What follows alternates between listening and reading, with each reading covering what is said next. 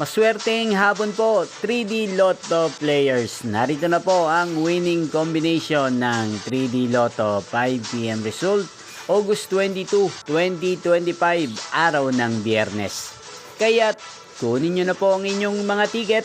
Narito na po ang resulta para po sa 3D Lotto 5 PM result, August 22, 2025. Ang mga numerong nanalo, 9, 3, at 6 in exact order. Again, 9, 3, at 6 in exact order.